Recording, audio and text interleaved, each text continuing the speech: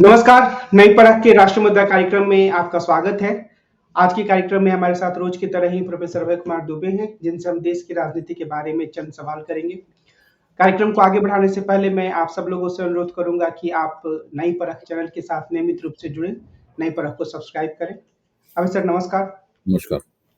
अरविंद केजरीवाल ने 1 या 2 दिन पहले बयान दिया था कि जो जनता की सेवा करता है, उसे जेल जाने के लिए तैयार रहना ही चाहिए।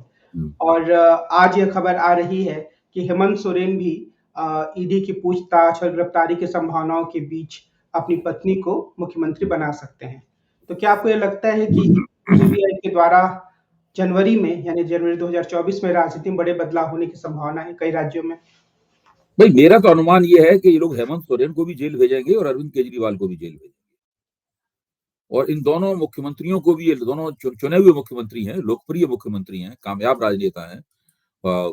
मुझे लगता है कि इन दोनों को भी इस बात का पूरा एहसास हो गया है और दोनों ने अपने अपने तरीके से पेशबंदी भी कर ली है। दोनों की पेशबंदी के तरीकों में फर्क है।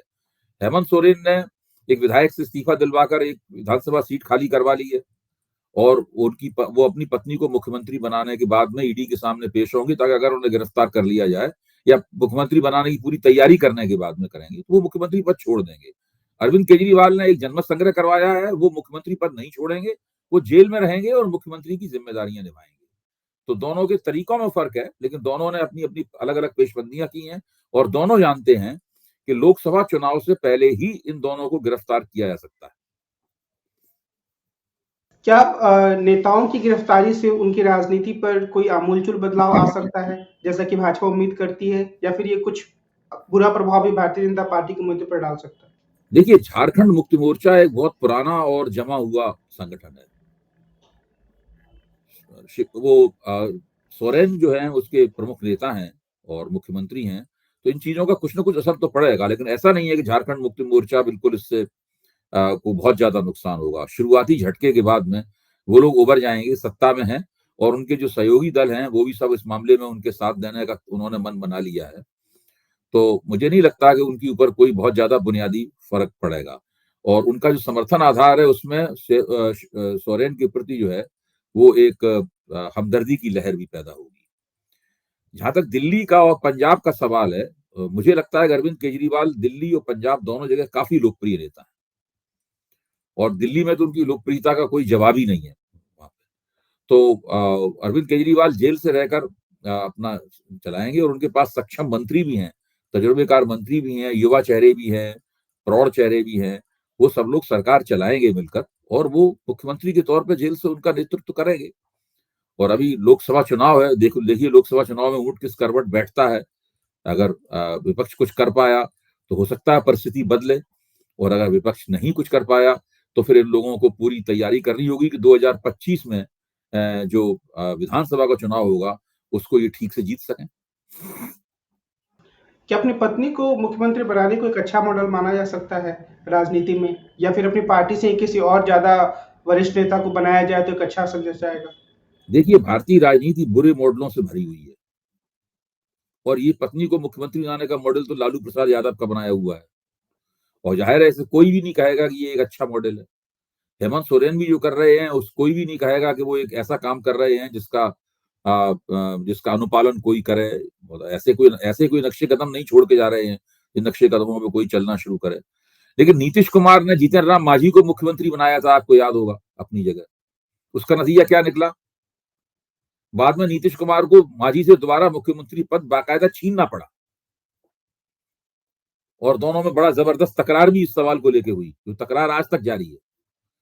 तो इसका एक नमूना ये भी है कि अगर आप किसी को बीच में थोड़े समय के लिए इस शर्त मुख्यमंत्री बनाते हैं कि आप हमारी गद्दी संभालिए, हम वापस फिर आएंगे, तब फिर हम मुख्यमंत्री बन जाएंगे, हैं। जो रामचंद्र जी का मॉडल था कि वो अपनी भरत उनकी खड़ाऊ रख के राज्य कर रहे थे, खुद नहीं राज्य कर रहे थे, तो वो अब राम राज्य वाला जमाना तो है नहीं कि लालू यादव की खड़ाऊ रख के कोई और राज्य करता रहता या सोरेन की खड़ाऊ रख के कोई और राज्य करता रहता, तो वो तो अब संभव नहीं रह गया है। तो ये भारतीय राजनीति इसी किस्म की है और इसमें क्या कहा जाए। इसमें इस तरह का कोई अच्छा उदाहरण नहीं मिलता है शायद भारतीय राजनीति में, अगर हम पीछे देखें भी तो 77 के बाद। नहीं, देखिए यहाँ पर जब पार्टियां एक नेता पर आधारित हैं एक नेता की लोकप्रियता पर आधारित हैं। कभी कम्युनिस्ट पार्टी में ऐसा होना संभव नहीं है, किसी कार्यकर्ता आधारित पार्टी में ऐसा होना संभव नहीं है। लेकिन जब पार्टियां एक परिवार, एक नेता पर आधारित हैं, तो फिर यही सब होता है जो हो रहा है। फिर वो एक, या तो पार्टी एक व्यक्ति पे आधारित है, या एक परिवार पे आधारित है, या केवल एक बिरादरी पे आधारित है, तो उसकी वजह से फिर यही सब होता है। ये भी संभावना है, थोड़ी दूर की संभावना लगती है कि 6 जनवरी को शायद तेजस्वी यादव को ही बुलाया गया है, तो हो सकता है उनकी भी गिरफ्तारी हो जाए। तो ये जो लगातार गिरफ्तारियों का दौर चल रहा है या चल सकता है आने वाले समय में, उसका इंडिया गठबंधन की राजनीति पर किस तरह का प्रभाव पड़ेगा? बहुत नकारात्मक? देखिए, मैं तो ये बात बहुत दिनों से कह रहा हूं कि अगर इंडिया गठबंधन ने अपने पत्ते ठीक से नहीं चले और इस वक्त उनके पास जो मौका और समय है उसका उसने सदुपयोग नहीं किया, तो ज्यादातर नेता या तो जेल चले जाएंगे या जमानत पर रिहा होकर अपना बचाव करते हुए घूमेंगे, या जो बच जाएंगे वो उन्हें बार बार पीठासीन अधिकारियों की मदद लेकर सदनों से निकाला जाएगा और वे गांधी जी की प्रतिमा के नीचे और सारा समय उनका धरना देने में या सीढ़ियों पर बैठकर नारे लगाने में गुजरेगा। ये सब होने वाला है, ये सबको पता है कि ऐसा होने वाला है। ये बात केवल मुझे नहीं पता है, मैं कौन होता हूं इन लोगों को बताने वाला। यथार्थ की इतनी प्रतीति, इतना एहसास तो इन सबको होगा, लेकिन इन लोगों ने बहुत समय बर्बाद भी कर दिया है। आज 2 तारीख हो गई, आज का दिन भी तकरीबन निकल ही गया मान लीजिए। मैं तो मानता हूं इनके पास 15-20 दिन बचे हैं कुल मिलाकर। अगर ये अपना काम ठीक से करना चाहते हैं, अपना तालमेल करना चाहते हैं, इन 15-20 दिनों में उन्हें न्यूनतम साझा कार्यक्रम बनाना है। 15-20 दिनों में उन्हें नीतीश कुमार को अपना संयोजक बनाना है। इन 15-20 दिनों में ही उन्हें तमाम पेचीदा राज्यों में जहां तक मुमकिन हो अपना तालमेल भी कर लेना है। और अगर ये इसमें नाकाम रहे तो इन्हें कोई बचा नहीं सकता है। फिर इनका वही अश्र होगा जिसकी अभी हम लोग चर्चा कर रहे हैं। लेकिन मीडिया में आ रही खबरों के हिसाब से क्या आपको लगता है कि ये इस दिशा में आगे बढ़ रहे हैं? ये खबर आई कि नीतीश कुमार संयोजक बन सकते हैं, पर कोई पुष्ट खबर नहीं मीडिया के देखिए, माध्यम इसमें कोई शक नहीं है कि ये लोग इंडिया गठबंधन का काम बहुत ही सुस्ती से ठिठक कर लड़खड़ाते हुए हो रहा है, इसमें कोई शक नहीं। लेकिन इन चीजों को मीडिया में बहुत ज्यादा बढ़ा चढ़ा के पेश किया जा रहा है, इनकी पेचीदगियों को बहुत ज्यादा बढ़ाया चढ़ाया जा रहा है, और एक तरह का मनोवैज्ञानिक युद्ध भी चलाया जा रहा है इंडिया गठबंधन के खिलाफ। इंडिया गठबंधन ने भी उन्हें मनोवैज्ञानिक युद्ध चलाने का मौका दिया है, इसमें कोई शक की बात नहीं। अगर नीतीश कुमार को ही संयोजक बनाया जाना था तो पटना में ही बना दिए होते हैं संयोजक। पटना में प्रस्ताव रख देते, अगली वाली मीटिंग में बना देते संयोजक, लेकिन ये सब नहीं किया गया। अब देखिए ना स्थिति क्या है। नीतीश कुमार ने जैसे ही अपनी पार्टी के अध्यक्ष पद की जिम्मेदारी संभाली, जो उन्होंने बात कही तो उन्होंने भाजपा की आलोचना करने की बजाय कांग्रेस की आलोचना की। तो जब इस तरह की बातें हो रही हैं लगातार, तो उसमें जाहिर है कि मीडिया फिर उसके अंदर बहुत सारी खामियां निकालेगा ही। ये एक चीज़ जो मैं पिछले कुछ दिनों से मैं पढ़ रहा था और देख रहा था कि जो अलग-अलग तरह के सर्वेक्षण हो रहे हैं, उसमें आर्थिक मसले जनता की चिंता के सबसे बड़े मुद्दों के रूप में सामने आते हैं, बेरोज़गारी हो, महँगाई हो। लेकिन ये सारे मुद्दे क्या आपको लगता है कि इंडिया गठबंधन को अपनी चुनावी रणनीति में सबसे प्रमुख मुद्दों के रूप में शामिल करना चाहिए, और क्या वो ऐसा करने में सफल हो पाएँगे? अरे भाई, जो 9, आपको ध्यान होगा सोनिया गांधी ने 9 मुद्दे रखे थे। उन 9 मुद्दों में महंगाई भी है, उन 9 मुद्दों में बेरोजगारी है, उन 9 मुद्दों में अमीर गरीब की बढ़ती हुई खाई भी है, उन 9 मुद्दों में सांप्रदायिक विद्वेष देश में फैल रहा है, ये भी था उन 9 मुद्दों में। अभी जो सी वोटर से संदीप चौधरी ने एबीपी के लिए जो सर्वेक्षण कराया, उसमें इन चारों मुद्दों को आप देखिए, जनता से बात पूछी गई है। ये कोई हमारे आपके जैसे लोगों से नहीं पूछी गई है जो राजनीतिक टीका टिप्पणियां करते हैं। आम लोगों से बात पूछी गई है, तो उसमें आम लोगों ने 75%, 77% लोगों ने कहा है कि ये बहुत गंभीर मसले हैं। इसके मुकाबले एक दिन पहले जो भाजपा सरकार की जिन चीजों को उपलब्धि माना जाता है, जैसे कि राम मंदिर माना जाता है उपलब्धि, धारा 370 हटाना उपलब्धि माना जाता है, देश का नाम दुनिया में ऊंचा करना, इस प्रकार की बातें उपलब्धि मानी जाती हैं, जो योजनाएं चलाई हैं इसमें उपलब्धि मानी जाती है। उसमें आप देखिए, उसमें तो कहीं भी 60-62% से ऊपर ज्यादा उनकी रेटिंग नहीं है। यहां तक कि योजनाएं हैं उसमें सबसे कम रेटिंग तो इसी की है। यानी वो बहुत ज्यादा अच्छा कर रही है सरकार योजना लाके, ऐसे बोलने वाले केवल 38% लोग हैं उसमें आया है। और जो चुनौतियां हैं सरकार के सामने, उन चुनौतियों को महत्वपूर्ण और संगीन मानने वाले लोगों की संख्या सबकी 75% से ऊपर है। यानी 100 में केवल 25 लोग ही ऐसे हैं जो मानते हैं कि ये संगीन समस्याएं संगीन नहीं है।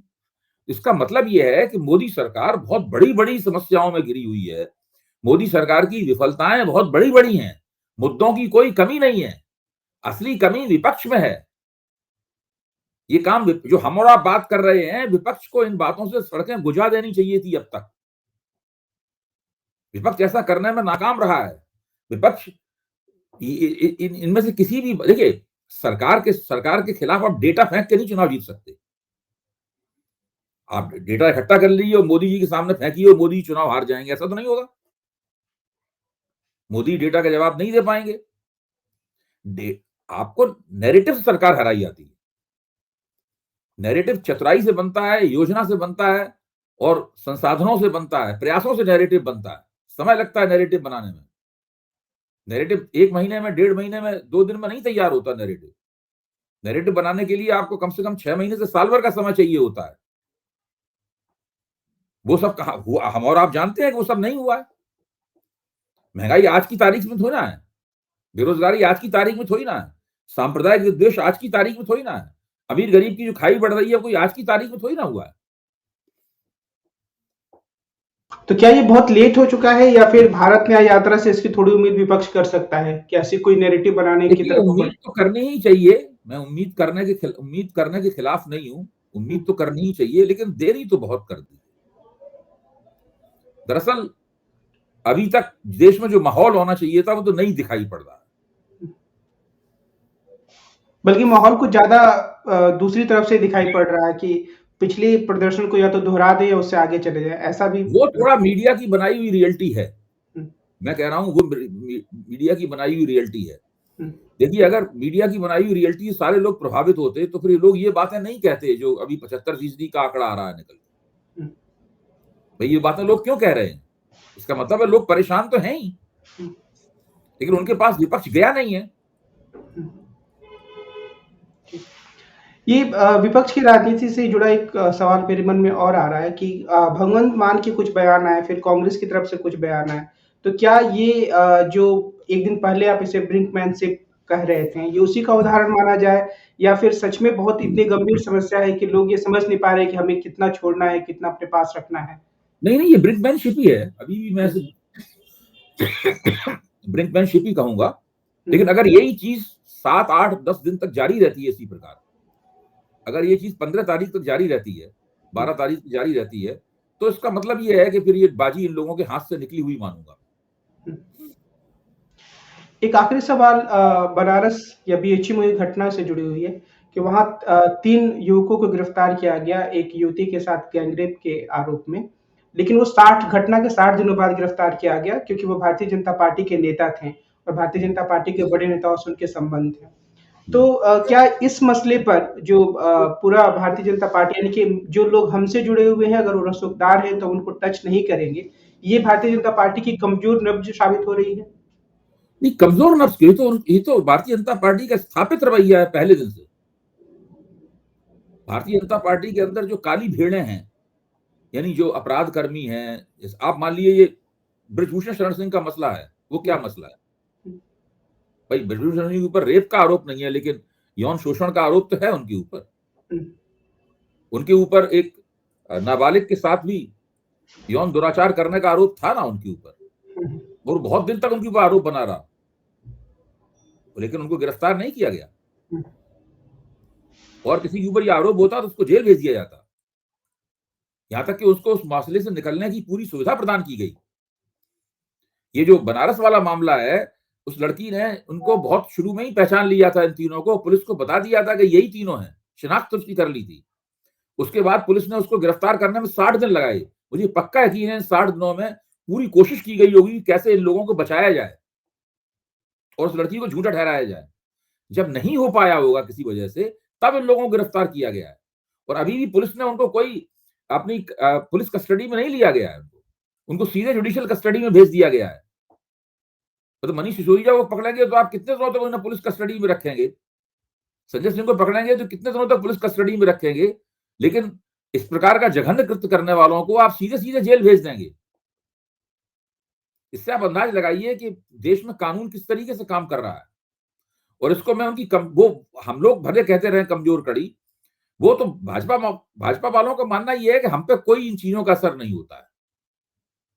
मोदी जी की छवि जो है वो टेफलॉन कोटेड है। आप कुछ भी करते रहिए, लोग मोदी जी के पक्ष में खड़े रहेंगे। आप कोई वायदा पूरा कीजिए, नहीं कीजिए, कुछ भी कीजिए, लोगों को यकीन, मोदी जी पे यकीन है। इसलिए जो भी चाहें भाजपा के कार्यकर्ता कुछ भी करते रहें, किसी का कुछ भी बिगाड़ते रहें, उनका कोई कुछ नहीं बिगड़ सकता। सरकार कोई गलत निर्णय ले लेती है, हालत ये सरकार मान लेती है गलत निर्णय लिया, फिर भी कहती है इसको हम सुधारेंगे नहीं। कुछ मामलों में शायद उन्होंने सुधारा भी है, किसान कानून वगैरह। वही तो मैं कह रहा हूँ, सुधारते तब है जब उन्हें यकीन हो जाता है कि इससे उनको बहुत नुकसान होने वाला है। चुनाव में नुकसान हो सकता है। हाँ, मैं बार-बार कह रहा हूँ, भाजपा सरकार नैतिक आधार पे कोई फैसला नहीं लेती। भाजपा सरकार कानूनी आधार पे कोई फैसला नहीं लेती। अगर कानूनी आधार पर फैसला ली होती तो बृजभूषण शरण सिंह को जेल में होना चाहिए था और इन तीनों बंदों को बहुत पहले गिरफ्तार करके जेल भेज देना चाहिए था। वो हमेशा चुनावी फायदा नुकसान जब होगा कि नहीं होगा ये सब देखती है, तो मजबूरी में वो फैसला लेती है। आज की बातचीत को हम यहीं रोकते हैं और हम कल फिर मिलेंगे और देश की राजनीति से जुड़े कुछ महत्वपूर्ण मसलों पर प्रोफेसर अभय कुमार दुबे से बातचीत करेंगे। आज की बातचीत के लिए सर आपको बहुत धन्यवाद। हम कल फिर मिलते हैं। नमस्कार।